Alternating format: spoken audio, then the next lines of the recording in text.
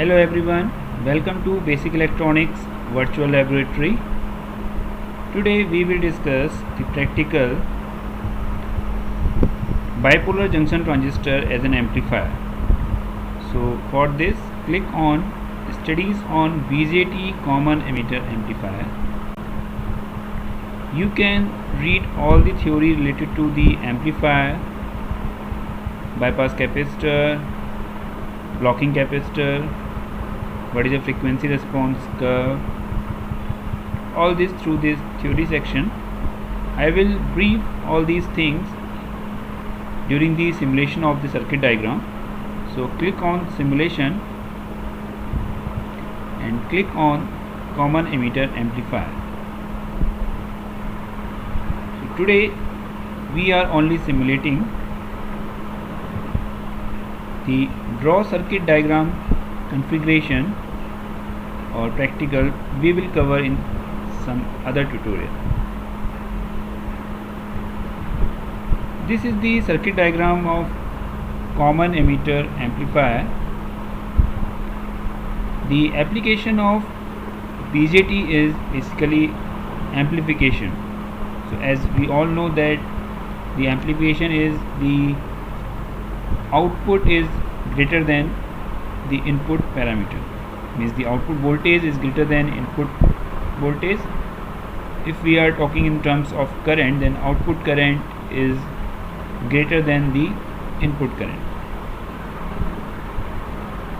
Now as we can see in the circuit diagram, there are so many resistors like RS, RB1, RB2, RE, RL, 2 or 3 capacitors like CC1, CC2 and CE. So we will discuss in brief that what is the requirement of all the resistances and capacitors in the schematic of the common emitter amplification circuit. So let's start from the input portion. As we are interested to amplify a very weak signal whose magnitude is very small. So basically amplification is used for very small magnitude signals. So at the input terminal, input part, we are applying an AC signal that has some frequency across a resistance that is called RS, that is source resistance. Then it will pass through our CC1, that is coupling capacitor, then RB1 and RB2. So this is a configuration. RB1 and RB2 two resistances are used and they are biased through a voltage VCC. Output resistance, that is RC, collector resistance, and here RE, that is emitter resistance. This is our transistor that is in NPN configuration. Again a capacitor CC2, that is coupling capacitor number 2, second coupling capacitor. A bypass capacitor across emitter resistance or at the emitter terminal, that is CE, and at the last a load resistance across which we are taking our output. So basically the ratio of V0, that is our output voltage, to the input voltage that we are applying at the input terminal, it should be greater than 1. So for common emitter configuration, the amplification is very good in terms of voltage or in terms of current.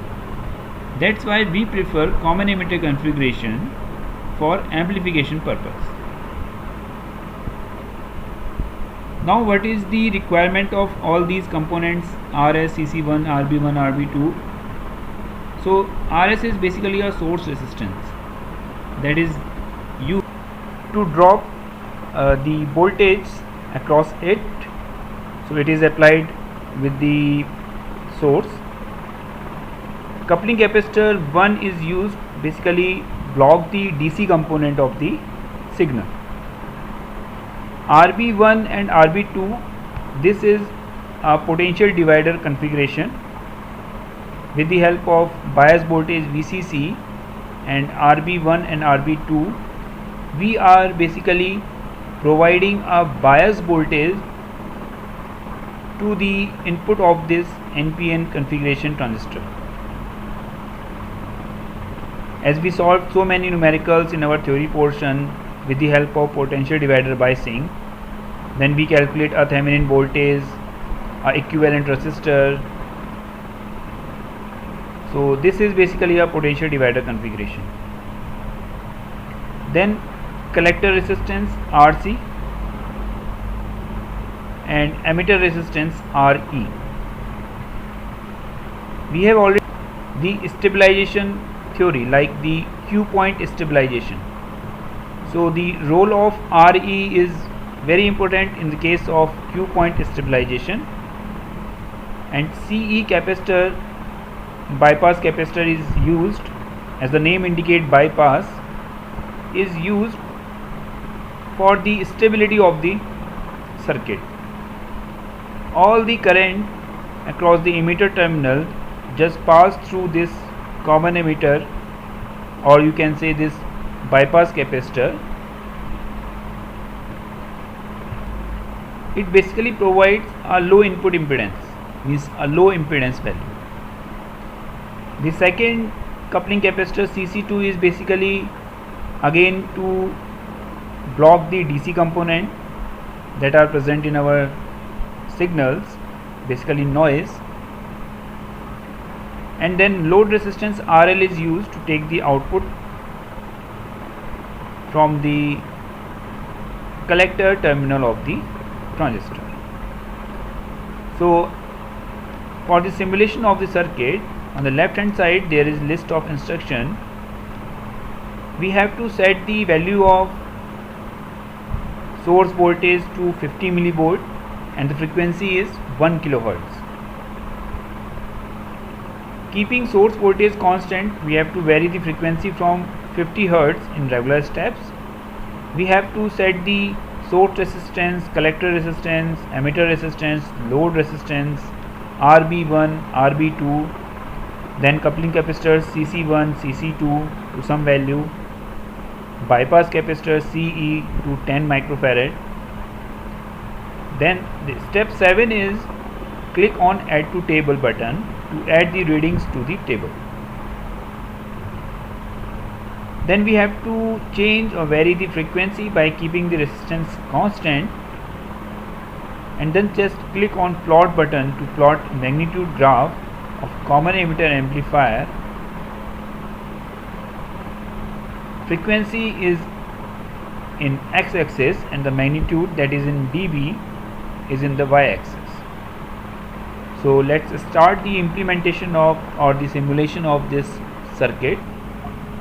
So you can set all the values of resistance and capacitor with the help of these sliding bars. In the instruction part, all the values of resistances and capacitors are given.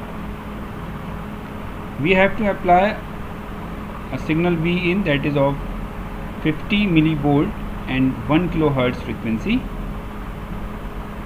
So next step is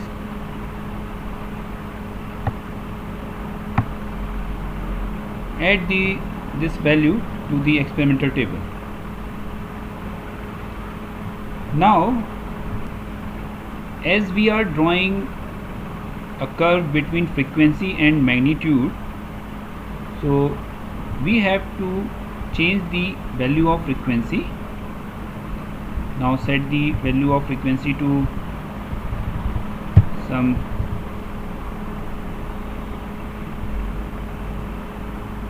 2641 Hertz and then click on add to table. So we will take 8 to 10 values in our experimental table for different values of frequency.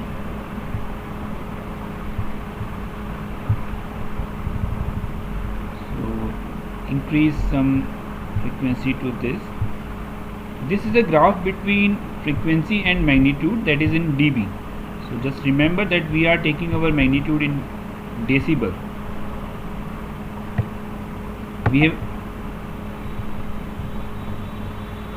So this is our experimental table. Now the next task is to click on plot just click on plot. So this is a graph between magnitude and frequency for common emitter configuration, and in this graph we can see that here we are getting a flat band from this frequency to this particular frequency. So we can say that for this range of frequency, our BJT is working as an amplifier. On the right hand side, from this point, the values are continuously decreasing, and same here also the value is decreasing. So you can say, after analyzing the circuit or the frequency response curve, that this particular configuration for these particular values of resistances and capacitors, the BJT is working as an amplifier for this frequency range. So here the lowest cutoff frequency is 5 kHz and the high frequency is, I think, 2 MHz. So this is all about the simulation of common emitter amplifier circuit. Thank you.